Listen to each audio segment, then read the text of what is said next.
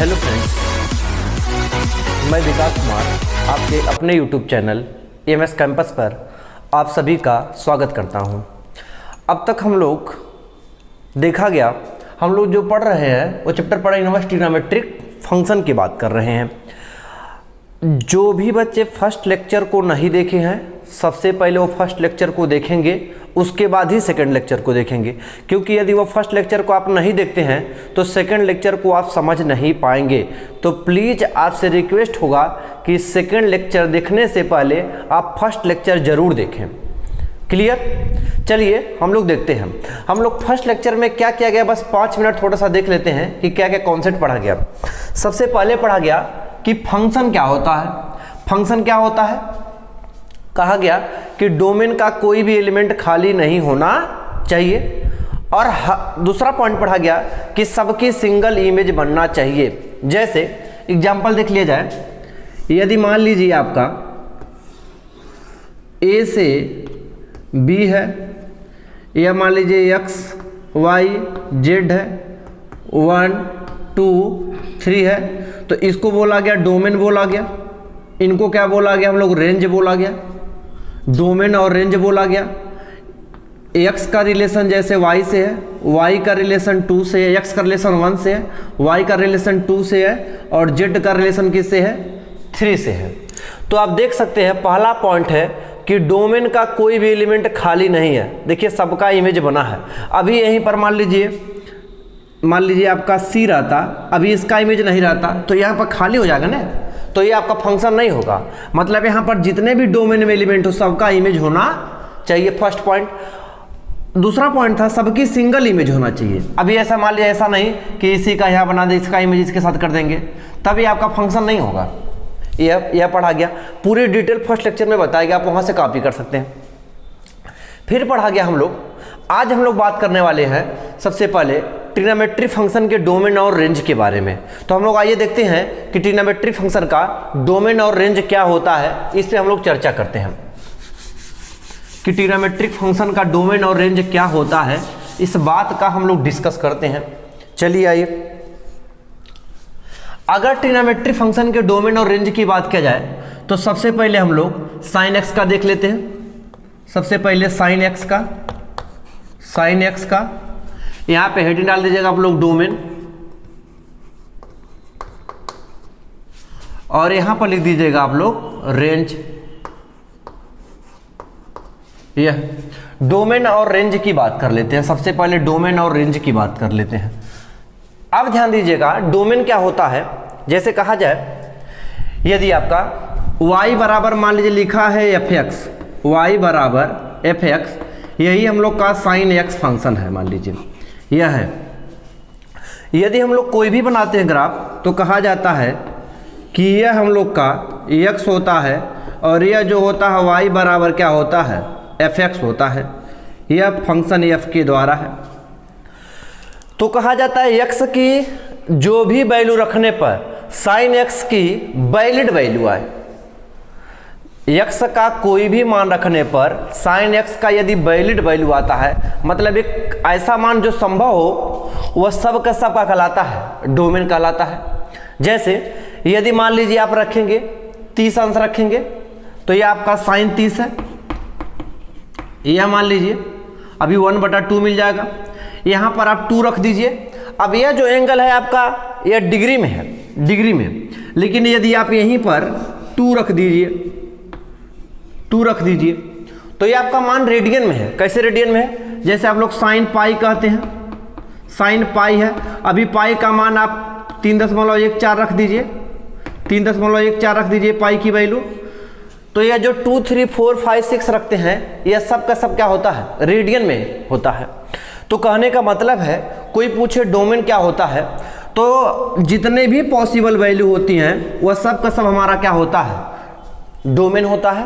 मतलब x का, अगर यहाँ साइन x हम लोग का लिखा हुआ साइन x, तो x के जो भी वैल्यू रखा जाए और साइन x का एक मतलब वैलिड वैल्यू आता है, मतलब ऐसा मान जिसको हम लोग ज्ञात कर सकते हैं। अब ऐसा नहीं किया जाए माइनस इनफाइनाइट जो पता ही ना हो, मतलब जो भी पॉसिबल वैल्यू आता है वह सब का सबका होता है डोमेन। तो कह सकते हैं कि ऑल रियल नंबर, जो ऑल रियल नंबर होता है वह सब का सब हमारा क्या होता है, डोमेन होता है। तो साइन एक्स का कह सकते हैं जो डोमेन होता है वह ऑल रियल नंबर। अब रेंज की बात करते हैं। चलिए यदि रेंज की बात किया जाए तो इसके पहले हम लोग ग्राफ बना लेते हैं और देखते हैं कि रेंज क्या होता है, कहाँ से कहाँ तक रेंज क्या होता है। साइन एक्स के हम लोग ग्राफ की अगर बात किया जाए,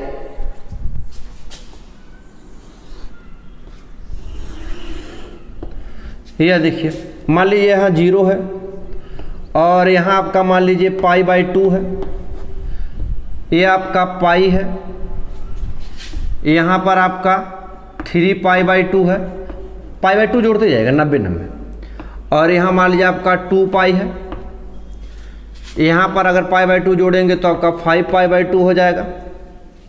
फिर हम लोग का यहाँ पर हो जाएगा 3π हो जाएगा।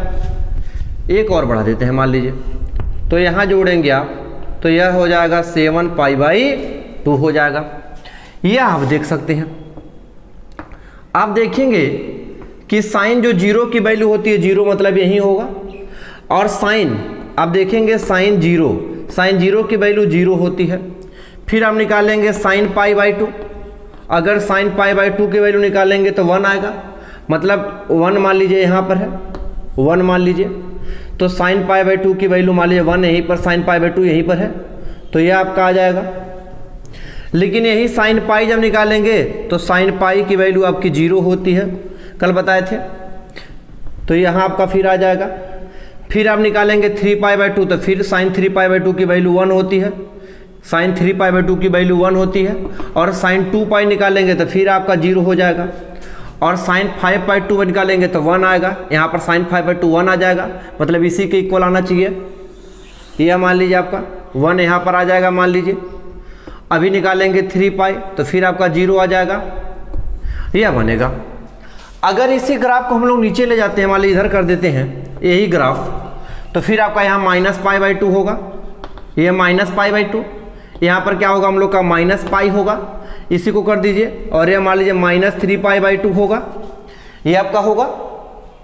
अब देखेंगे अगर साइन π/2 निकालेंगे तो यहाँ आपका -1 आ जाएगा, मतलब यहाँ आ जाएगा, फिर आपका 0 आ जाएगा, ऐसे आ जाएगा, मान लीजिए ये आपका -1 है, यहाँ से है, फिर यहाँ से आएगा आपका ऐसे। कहने का मतलब है ये आपका ग्राफ जाएगा ऐसे। तो कहने का मतलब हम लोग कह सकते हैं कहीं ना कहीं कि बताइए, आप बताइए जो मैक्सिमम वैल्यू आया कितना आया, 1 आया, और जो मिनिमम वैल्यू कितना आया, -1। कहने का मतलब अभी आप साइन 0 का मान 0 जानते हैं, अभी साइन 30 का मान निकालेंगे तो 1/2 आएगा, 1/2 का मतलब 0.5 आ जाएगा। अभी साइन आप निकालेंगे 45 की वैल्यू निकालेंगे तो 1/√2 आता है, और √2 की वैल्यू आप जानते हैं कि √2 की वैल्यू 1.41 इधर लिख दीजिए आप, √2 की वैल्यू जो होती है 1.414 होती है। जब यहाँ रख के सॉल्व करेंगे तो लगभग हमको 0.71 के लगभग आता है। अभी निकालेंगे साइन आप 60 निकालेंगे, √3/2 निकालेंगे, √3 की वैल्यू आप जानते हैं 1.73 होता है 2, जब इसको सॉल्व करेंगे तो 0.86 होता है। तो देख रहे हैं 1 से कम है, यह है हमारा मतलब। जो साइन की मैक्सिमम वैल्यू होती है वह 1 होती है, और जो मिनिमम वैल्यू होती है वह -1 होती है। तो हम लोग कह सकते हैं कि जो साइन एक्स का रेंज होता है वह -1 से 1, मतलब मैक्सिमम वैल्यू आपकी 1 जाती है, और जो मिनिमम वैल्यू होता है वह -1 होता है। यह बस याद रखिए कि साइन एक्स का जो डोमेन होता है ऑल रियल वैल्यू होता है, और जो रेंज होता है वह -1 से 1 होता है। इसी तरह आप cos x का देख लेंगे। जब cos x के आप डोमेन और रेंज की बात करेंगे तो फिर ये होगा, यह होगा ऑल रियल वैल्यू होगा। और जब इसका भी रेंज देखते हैं हम लोग तो इसका भी जो रेंज आता है वह -1 से 1 के बीच आता है, यह हम लोग का रेंज आ जाता है। चलिए अगर एक बार cos x का भी ग्राफ हम लोग देख लिया जाए, cos x का ग्राफ मान लीजिए देखा जाए, वैसे आप याद रख सकते हैं चाहेंगे तो।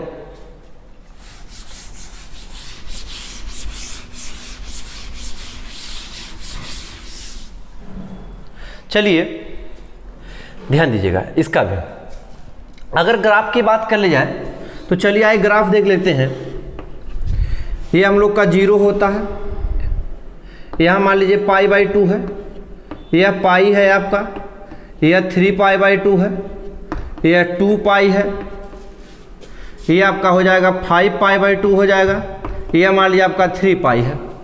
तो आप देखेंगे कि साइन जो 0 की वैल्यू, cos 0 की जो वैल्यू होता है 1 होता है और cos π/2 की वैल्यू 0 होती है। तो यह ग्राफ आपका ऐसे आ जाता है, यह आपका ग्राफ ऐसे आ जाता है, यह ऐसे। कहने का मतलब है आप देखेंगे कि cos 0 की वैल्यू 1, π/2 की वैल्यू यहाँ निकालेंगे, cos 0 की जो वैल्यू होती है ये आपकी 1 होती है, फिर π/2 निकालेंगे तो आपका 0 हो जाएगा, फिर आप पाई निकालेंगे और cos पाई निकालेंगे तो आपका -1 आ जाएगा, मतलब यहाँ आएगा -1, ये आपका आ जाएगा।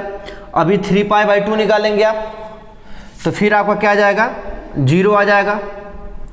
फिर आप 2π निकालेंगे, cos 2π, फिर आपका 1 आ जाएगा। 5π/2 निकालेंगे तो 0 आ जाएगा।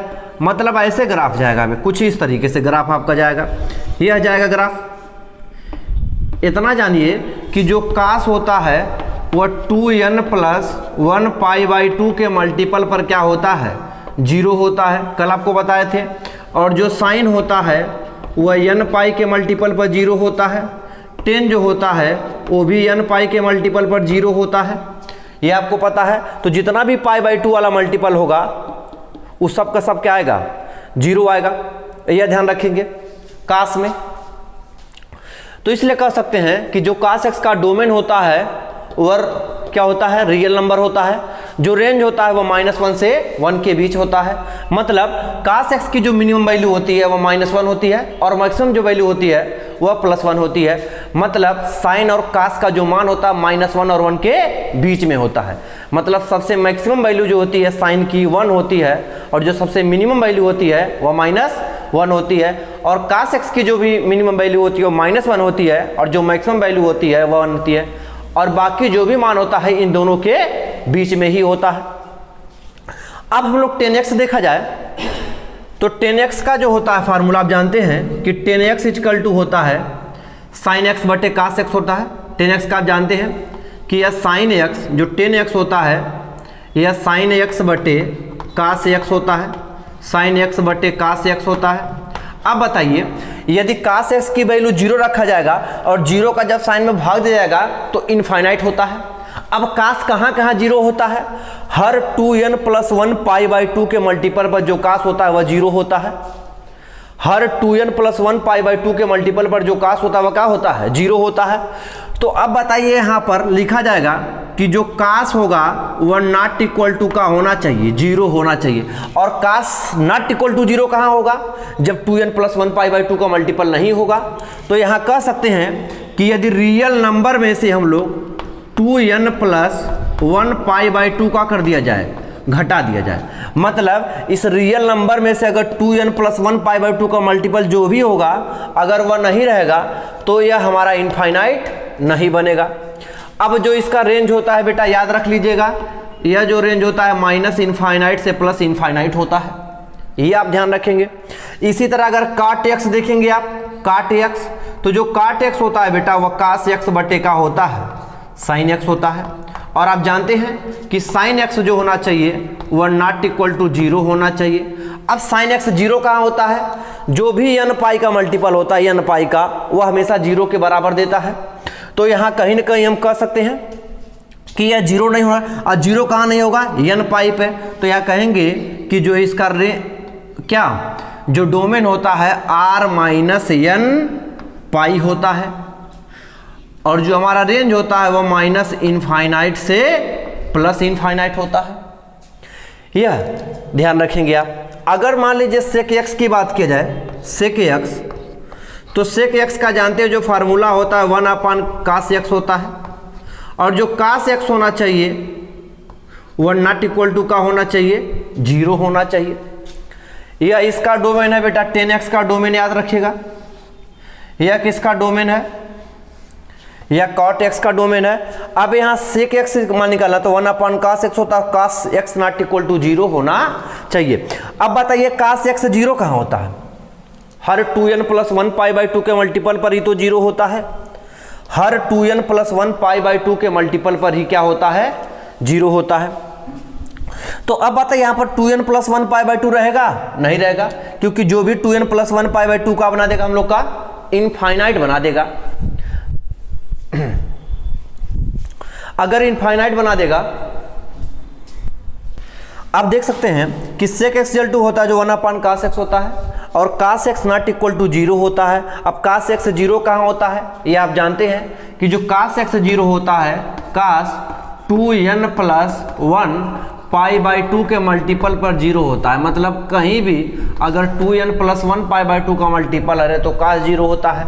साइन कहाँ 0 होता है? साइन जो होता है हर n पाई के मल्टीपल पर 0 होता है, 2 पाई 3 पाई 4 पाई हर, और जो 10 होता है ये भी n पाई के मल्टीपल पर हम लोग का 0 होता है, यह आप याद रखिएगा। तो यहाँ देखेंगे आप तो 2n प्लस, तो यहाँ भी कह सकते हैं कि रियल नंबर में से कौन सा 2n प्लस 1 पाई बाई 2 घटा दिया जाए, 2n प्लस 1 पाई बाई 2 घटा देंगे तो यह 0 वाला घट जाएगा, तो बाकी बचेगा जो भी वैल्यू आ जाएगा। अब यहाँ कह सकते हैं, अब ध्यान दीजिएगा 1 cos x है, और cos x ध्यान दीजिएगा सब लोग, ध्यान समझिएगा 1 cos x है, यह लिखा 1 cos x। और आप जानते हैं कि जो cos x की वैल्यू होती है -1 और 1 के बीच में होती है, ये आपका वैल्यू होता है। अब बताइए -1 और 1 के बीच मतलब मान जो भी आएगा दशमलव में आएगा। -1 और 1 के बीच जो भी मान आएगा वो किस में आएगा? दशमलव में आएगा। तो अगर मान लीजिए आप दशमलव में लिख दिए, मान लीजिए यहाँ 0.75 लिख दिए, अगर मान लीजिए 0.5, जैसे आप एक ग्राफ समझ लीजिए छोटा सा, ध्यान समझिए, ध्यान दीजिएगा सब लोग। यदि आप ध्यान से देखेंगे तो कहेंगे कि यह हम लोग का संख्या रेखा होता है। यहाँ कहा जाता है 0 होता है या +1 होता है, +2 होता है, इधर इनफाइनाइट तक जाता है। यहाँ कह सकते हैं -1 होता है, -2 या डॉट कहाँ जाता है? इनफाइनाइट तक जाता है, माइनस इनफाइनाइट या माइनस इनफाइनाइट होता है, और यह क्या होता है हम लोग का प्लस इनफाइनाइट होता है। तो अब बताइए इसका जो मान होता है इसी के बीच में लेना है, -1 और। अब बताइए यदि मान 0 से बड़ा लिया जाए, मतलब पॉजिटिव लेंगे 0.75, और 0.75 का जब बताइए इसको सॉल्व करेंगे तो नीचे ऊपर अगर 100/75 करेंगे तो बताइए मान 1 से बड़ा आएगा कि नहीं आएगा? जो भी वैल्यू आएगी 1 से बड़ा आएगी, क्योंकि भाग देंगे तो आप 1 से बड़ी वैल्यू आएगी। कहने का मतलब है यहाँ से यहाँ जो भी वैल्यू लेंगे वह सब कौन से आएगा? 1 से बड़ा आएगा। जब यहाँ से यहाँ लेंगे तब क्या आएगा? 1 से छोटा आएगा, क्योंकि जब ये माइनस में लेंगे तो यह हमारा -1 से छोटा आएगा। मतलब यहाँ जो भी वैल्यू आएगा वह 0 से बड़ा आएगा, मतलब 1 से बड़ा आएगा, और यहाँ जो भी आएगा 1 से क्या आएगा? छोटा आएगा। यहाँ देख सकते हैं जब अभी 0.75 लिया गया तो अगर ये भाग देंगे आप, तो अगर मान लीजिए सॉल्व कर लीजिए, 25 चौका 100, 25 तिया 75, और 3 एक 3 होगा, और 1.3 के लगभग आएगा। 1 से क्या आ जाएगा? बड़ा आ जाएगा। अभी यहाँ मान लीजिए आप 0.75 लिए होते तो ये माइनस में आ गया होता, तो यह -1.3, मतलब -1 के इधर, मतलब जो भी वैल्यू आ रहा है यहाँ से इसके इधर आ रहा है और इसके इधर आ रहा है, इसके बीच में कोई भी वैल्यू नहीं आ रहा है। यहाँ से आप देखेंगे तो यहाँ से कह सकते हैं कि जो इसका रेंज होता है वह -इनफाइनाइट से -1 होता है, और 1 से क्या होता है? इनफाइनाइट।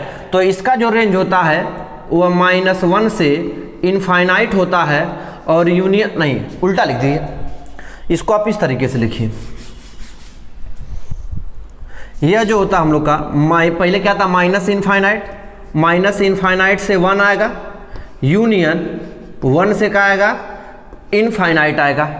यह हम लोग का क्या होता है? रेंज होता है। किसका रेंज होता है? सेक एक्स का होता है। इसी तरह अगर कोसेक एक्स देखा जाए तो जो कोसेक एक्स होता है हम लोग का, यह क्या होता है? 1 का होता है, साइन एक्स होता है। और आप जानते हैं कि साइन एक्स जो होना चाहिए वह नॉट इक्वल टू 0 होना चाहिए, और साइन एक्स 0 कहाँ होता है? साइन n पाई के मल्टीपल पर वैल्यू क्या होती है? 0 होती है। तो यहाँ पर n पाई वाला नहीं आना चाहिए। तो अगर रियल नंबर में से n पाई को क्या कर दिया जाए? घटा दिया जाए, तो यह सब पे वैल्यू क्या होगी? पॉसिबल होगी। अब यहाँ देखेंगे तो यहाँ पर रेंज अगर निकालेंगे तो 1 अपान इसकी भी जो वैल्यू होती है -1, तो इसका भी वैल्यू कहीं ना कहीं वही आएगा, क्योंकि इसकी भी जो रेंज होती है -1 से 1 होती है। तो यहाँ से भी जो वैल्यू आएगी आपकी यही वैल्यू आएगा, -इनफाइनाइट से 1 आएगा, यूनियन 1 से कहा जाएगा इनफाइनाइट आ जाएगा। ये आपका डोमेन और रेंज, इसको आप एकदम याद रखिएगा। ये आपका डोमेन और रेंज है, अच्छी तरीके से आप याद रखिएगा, ध्यान दीजिएगा अभी आप लोग। यह कहने का मतलब है कि साइन एक्स का जो डोमेन होता है रियल नंबर होता है, जो रेंज होता है -1 और 1 होता है। कास एक्स का भी यही होता है, डोमेन जो होता है रियल नंबर होता है, रेंज -1 से 1 होता है। जो 10x होता है इसका जो डोमेन होता है रियल नंबर माइनस क्या होगा 2n + 1π/2, क्योंकि हर AC पे वैल्यू है 0 होता है। कास वाला इसको 0 वाला घटा दिए, अगर 0 नहीं रहेगा तो सब वैलिड वैल्यू आएगा, पॉसिबल वैल्यू आएगा। और जो रेंज होता है -इनफाइनाइट से इनफाइनाइट होता है। यही अगर काट एक्स की बात करेंगे तो रियल नंबर -n होगा और -इनफाइनाइट से इनफाइनाइट होगा। अगर सेक एक्स की बात करेंगे तो 1 अपान कास एक्स होगा। फिर वही अगर कास एक्स जब क्या होता है नीचे यहाँ पर हर में है तो यह 0 होगा, और जब 0 होगा कहाँ 0 होता है 2n + 1π/2 के मल्टीपल पर, तो इसको हम लोग हटा दिए हैं। और यहाँ रेंज का है -इनफाइनाइट से 1 यूनियन 1 से इनफाइनाइट, क्योंकि यहाँ पर देखा गया कि जो वैल्यू आया 1 से बड़ा आया और -1 से भी का आया बड़ा, कहने का मतलब -1 से छोटा, तो -1 और 1 के बीच कोई भी वैल्यू नहीं लेना है हमको। इसी तरह क्या हो गया हम लोग का कोसेक एक्स। तो आप यहाँ समझ चुके हैं कि किसका है, या तो हम लोग ट्रिग्नोमेट्रिक फंक्शन का डोमेन और रेंज, लेकिन हमको जो पढ़ना है वह इनवर्स ट्रिग्नोमेट्रिक फंक्शन का डोमेन और रेंज की बात करनी है। लेकिन अगर ये आपको याद रहेगा तभी आप ट्रिग्नोमेट्रिक फंक्शन के डोमेन और रेंज को अच्छी तरह समझ पाएंगे, वरना समझ नहीं पाएंगे। तो उसको समझने से पहले आप लोग इसको अच्छी तरह समझ लीजिएगा। कहीं कंफ्यूजन आपका होगा तो वीडियो पास करके कई बार आप देखिएगा, ताकि जो भी कॉन्सेप्ट है आपका एकदम अच्छी तरह क्लियर हो जाए। चलिए आइए हम लोग देखते हैं नेक्स्ट कॉन्सेप्ट। तो अब तक हम लोग ट्रिग्नोमेट्रिक फंक्शन के डोमेन और रेंज की बात किया गया।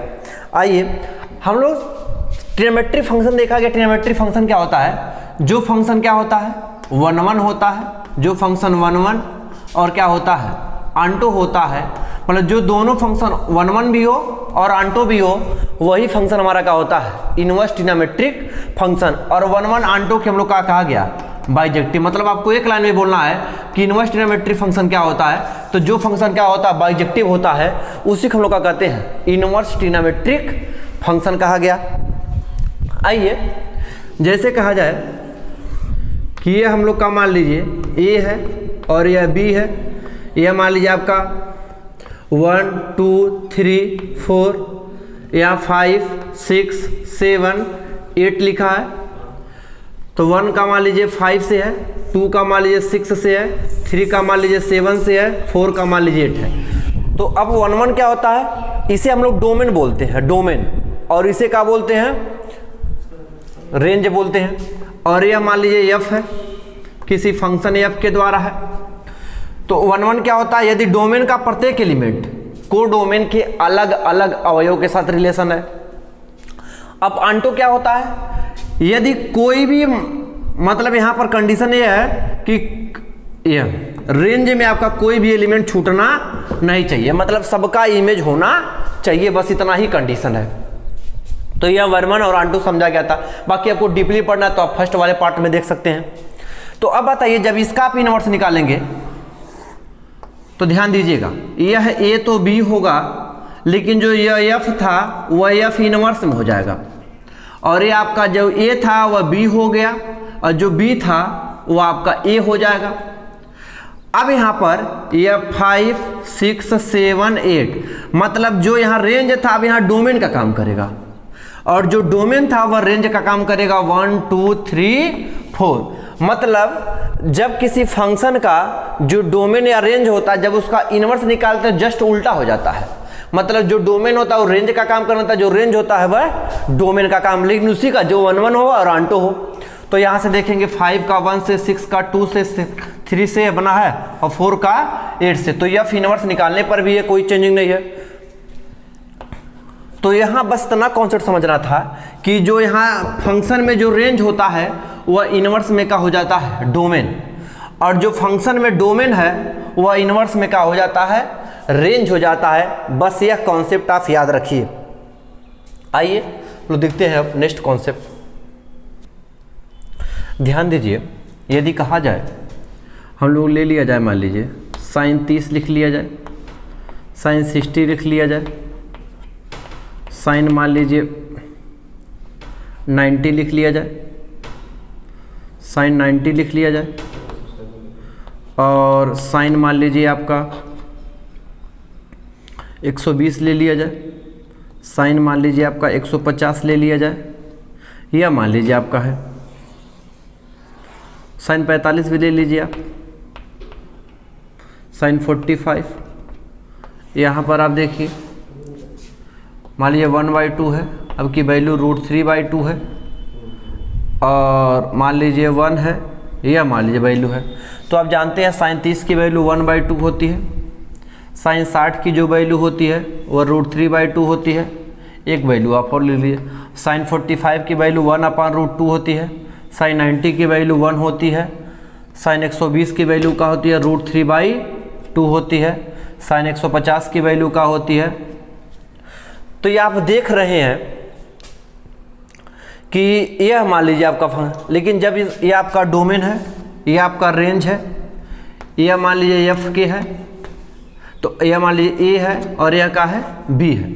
और जब इसका आप उल्टा करेंगे इसका, तो आप देखेंगे यह जो ए था वह बी बन गया, यह ए हो गया, और जो एफ था वह क्या हो गया हमारा एफ इनवर्स हो गया। अब जो रेंज था वह डोमेन बन गया, और जो डोमेन था वह क्या बन गया आप लोग का रेंज बन गया। यहाँ पर 1/2 √3/2 1, और यह क्या हम लोग का 1/√2 है। मान लीजिए यह साइन 30 था, साइन 45 था, मान लीजिए साइन 60 था, साइन 90 था, साइन 120 था, साइन 150 था, मान लीजिए यह आपका है। तो देखेंगे यह आपका 30 से 1/2 हो गया, साइन 45 का 1/√2 हो गया। अब देखेंगे साइन 60 की जो वैल्यू हो गई √3/2 हो गई, साइन 90 की वैल्यू आपकी 1 हो गई, साइन 120 की वैल्यू √3/2 हो गई, और साइन 150 की जो वैल्यू हो गई वह 1/√2 हो गई। तो देख रहे हैं कि अभी फंक्शन ही नहीं बना। तो अगर इन जनरल कहा जाए तो किसी भी ट्रिग्नोमेट्रिक फंक्शन का हम लोग इनवर्स ज्ञात नहीं कर सकते हैं। लेकिन यदि इसी में कुछ कंडीशन लगा दिया जाए कि यहां से यहां तक रेंज की बात करनी है, मतलब जहां वैल्यू दोबारा रिपीट ना हो, जैसे यदि यही कंडीशन क्या लगा दिया जाए, ध्यान समझिएगा, अगर यही कंडीशन लगा दिया जाए, यहां पर देख रहे हैं कि फंक्शन नहीं बना, इसलिए हम लोग कह सकते हैं कि नहीं निकाल। लेकिन अब ध्यान दीजिए, यदि यही मान लीजिए साइन, यह मान लीजिए साइन 30 है, और साइन मान लीजिए 45 है, साइन 60 है, साइन 90 है, यह मान लीजिए आपका है, और यहाँ 1/2 1/√2 है, √3/2 है, और ये आपका 1 है। इसका यह बन गया 45 का 1/√2 हो गया, 60 का √3/2 हो गया, 90 का आपका मान लीजिए 1 हो गया। यह आपका मान लीजिए यह डोमेन है, यह रेंज है, यह समझते हैं, यह किसी फंक्शन एफ के द्वारा रिलेशन है, यह ए से बी है। और जब इसका आप उल्टा करेंगे, ध्यान दीजिएगा आप लोग, यह तो यह आपका जो रेंज था वह डोमेन बन गया, जो डोमेन था वह रेंज बन जाता है, यह बी हो गया, और यह ए हो गया, और यह आपका क्या हो गया एफ इनवर्स हो गया। यह अब देखेंगे कि यह 1/2 है, यह 1/√2 है, यह √3/2 है, और ये आपका 1 है। यहाँ से साइन 30 है, साइन 45 है, साइन 60 है, साइन 90 है, तो 1/2 हो गया, 45 हो गया, √3/2। देख रहे हैं अब ये फंक्शन है, 1 भी है और 1 भी है। तो कह सकते हैं कि त्रिकोणमितीय फंक्शन का हम लोग डोमेन और रेंज मतलब इनवर्स तभी फाइंड कर सकते हैं जब उसमें कुछ न कुछ का लगा दिया जाए, रिस्ट्रिक्शन लगा दिया जाए। तो चाहिए आइए हम लोग देखते हैं कि trigonometric function, trigonometry inverse function के डोमेन और रेंज क्या होता है। आप समझ सकते हैं कि इन जनरल तो नहीं निकाल सकते हैं, लेकिन यदि उसमें कुछ कंडीशन लगा दिया जाए तो हम लोग उसके डोमेन और रेंज को क्या कर सकते हैं, निकाल सकते हैं। आइए नेक्स्ट कॉन्सेप्ट हम लोग डोमेन और रेंज की बात करते हैं।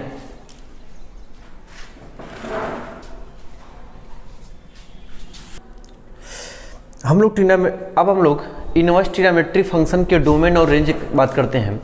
जो अब साइन इनवर्स का जो डोमेन होता है वो -1 से 1 होता है, जो रेंज होता है वो -π/2 से π/2।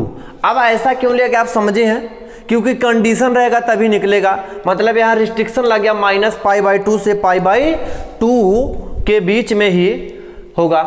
कास इनवर्स का जो डोमेन होता है -1 से 1 होता है, जो रेंज होता है 0 से π होता है।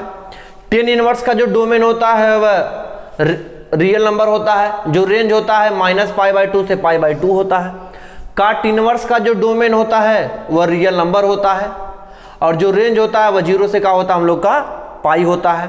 सेक इनवर्स का डोमेन होता है रियल नंबर -1 से 1 होता है, और जो रेंज होता है 0 से पाई होता है। और यह π/2 को छोड़ देंगे। π/2 क्यों छोड़ेंगे, क्योंकि आप जानते हैं सेक का होता है जो 1/cos x होता है, और 1/cos x जो होता है वह कहाँ होता है, π/2 पर 0 होता है। 0 बनेगा तो इनफाइनाइट बन जाएगा, तो इसलिए π/2 वाली वैल्यू को केवल छोड़ दिया गया।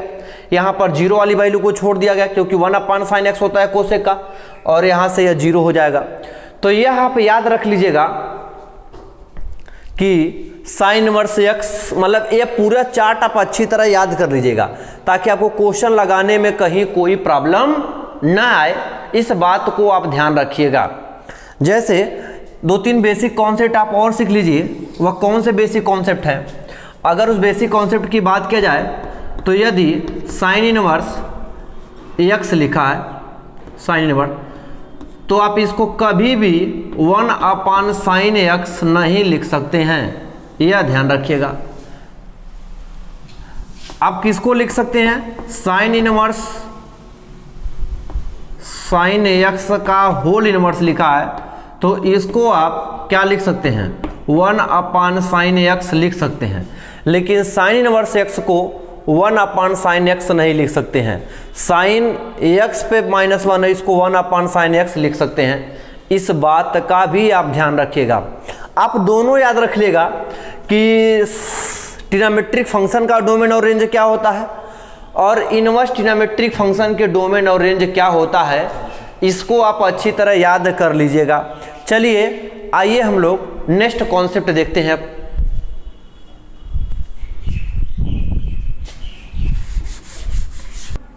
देखिए, अगर बात की जाए, दो कॉन्सेप्ट आता है। एक आता है साइन, और साइन इनवर्स x लिखा है, तो इसको कब x लिखा जाएगा। दूसरा आपका आता है कि साइन इनवर्स साइन x लिखा है, तो इसको कब x लिखा जाएगा। यह दोनों आप अच्छी तरह समझ लीजिएगा। बहुत टीचर क्या करते हैं, कहेंगे साइन से साइन इनवर्स कट जाएगा और x आ जाएगा, साइन इनवर्स से साइन कट जाएगा x आ जाएगा, जो कि रॉन्ग है, क्योंकि यह कंडीशन है। उस कंडीशन को आप समझिए कि sine into sine inverse x बराबर x कब होगा, और साइन इनवर्स साइन x बराबर x आपका क्या होगा। जब sine into sine inverse x रहे, यह तभी पॉसिबल है जब x की वैल्यू -1 और 1 के बीच में हो, और यह तब पॉसिबल है जब x की वैल्यू -π/2 से +π/2 के बीच में हो। मतलब साइन इनवर्स साइन x बराबर x तभी पॉसिबल हो सकता है जब यह x की जो वैल्यू है वह क्या हो, -π/2 हो या -π/2 से बड़ी हो, और π/2 के इक्वल हो या π/2 से छोटा हो।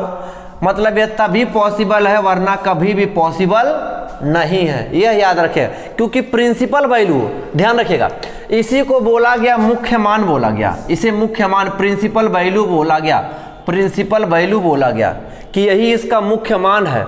मतलब साइन इनवर्स का जो प्रिंसिपल वैल्यू होता है वो -π/2 से π/2 के बीच में होता है। कास इनवर्स का जो प्रिंसिपल वैल्यू होता है वो 0 से पाई के बीच में होता है। इसी को हम लोग प्रिंसिपल वैल्यू बोला गया, प्रिंसिपल वैल्यू बोला गया। यह याद रखिएगा सवाल, जो प्रिंसिपल वैल्यू है मतलब जो भी उसके रेंज में आता है उसी को क्या बोला गया, मुख्य मान का नाम दिया गया, प्रिंसिपल वैल्यू दिया गया। तो यह याद रखिएगा sine into sine inverse x को x कर लिखते हैं जब x का मान -1 और 1 के बीच में हो। साइन इनवर्स साइन x को x कब लिखते हैं, जब x का मान -π/2 से π/2 के बीच में हो। चलिए अब हम लोग क्वेश्चन लगाते हैं और देखते हैं। अब हम लोग साइन सबका डोमेन और रेंज दिखेगा इनवर्स वाले का। यह हम लोग का प्रिंसिपल वैल्यू मुख्य मान है, ये आप याद रखिएगा, मुख्य मान, यह मुख्य मान, इसे प्रिंसिपल वैल्यू बोला गया। इसी को प्रिंसिपल वैल्यू नाम दिया गया कि साइन इनवर्स का जो प्रिंसिपल वैल्यू होता है -π/2 से π/2 होता है। कास इनवर्स का जो प्रिंसिपल वैल्यू होता है वो 0 से पाई होता है। टेन इनवर्स का जो प्रिंसिपल वैल्यू होता है -π/2 से π/2 होता है। इसी को आप प्रिंसिपल वैल्यू नाम दिया गया है, तो यह याद रखिएगा। चलिए हम लोग आते हैं एक्सरसाइज के क्वेश्चन को सॉल्व कर सकते हैं। एक्सरसाइज 2.1 के क्वेश्चन को सॉल्व कर सकते हैं। एक्सरसाइज 2.1 क्या कहता है, क्वेश्चन में बोला गया है कि क्या ज्ञात करिए, सबके मुख्य मान ज्ञात कीजिए। प्रिंसिपल वैल्यू पूछ रहा है सबसे पहला क्वेश्चन। जो सबसे पहला क्वेश्चन हम लोग का है वह है साइन इनवर्स -1/2 है, यह आपका है। तो आप एक फार्मूला पहले जानते होंगे, यह जैसे मान लीजिए आप बताइए 1/2 किसकी वैल्यू होती है, साइन इनवर्स, यह माइनस लिखा है, 1/2 किसकी वैल्यू होती है। यदि आप यह देखेंगे 1/2 जो होती है वह 30 अंश होता है। 30 अंश को आप रेडियन में चेंज कर लीजिएगा। कैसे चेंज कर देंगे, π/180 से आप गुणा कर देंगे तो 0 से 0 आपका कट जाएगा और 3 × 18 मतलब आ जाएगा π/6 आ जाएगा। तो यहाँ कहीं ना कहीं आप लिख सकते हैं इसे साइन π/6 लिख सकते हैं, यह आपका हो गया। आप ये भी जानते होंगे कि साइन माइनस जो थीटा होता है वह माइनस साइन थीटा के बराबर होता है। तो अगर इस फार्मूले का हम लोग यूज किया जाए कि माइनस साइन थीटा को साइन माइनस थीटा लिख सकते हैं, तो यह साइन इनवर्स हो जाएगा और यह हो जाएगा साइन -π/6। अब बताइए यह क्या लिखा है, साइन इनवर्स साइन x बराबर x। तो साइन इनवर्स साइन x यह तभी हो सकता है, यह x के बराबर तभी होगा जब इस रेंज में होगा। तो बताइए -π/6 इसके रेंज में है कि नहीं, तो है। तो यह डायरेक्ट हम लोग लिख देंगे, इसकी जो वैल्यू होगी वह -π/6 होगी। हमको लगता है आप यह समझ गए अच्छी तरह। अगर सेकंड एग्जांपल देख लिया जाए, और सेकंड एग्जांपल का सेकंड क्वेश्चन हम लगा लेते हैं। अगर सेकंड क्वेश्चन देखा जाए तो जो सेकंड क्वेश्चन हम लोग का है वह कास इनवर्स √3/2 है। आप जानते हैं कि √3/2 किसकी वैल्यू होती है, कास इनवर्स √3/2 किसकी वैल्यू होती है, यह जो होती है कास किसका, कास 30 का होता है। 30 का मतलब क्या, π/6 होता है। तो जिस तरह साइन इनवर्स साइन x बराबर x है, साइन इनवर्स साइन x बराबर x है, उसी तरह कॉस इनवर्स, अब बताइए मतलब कॉस इनवर्स, यहां पर आप नीचे से ऊपर समझ लीजिए कि कॉस इनवर्स कॉस x बराबर x तभी संभव है जब x का मान क्या हो, 0 और पाई के बीच में है। बताइए तो ये 0 और पाई के बीच में है कि नहीं, तो डायरेक्ट इसका मान क्या लिखेंगे आप, π/6 लिखेंगे।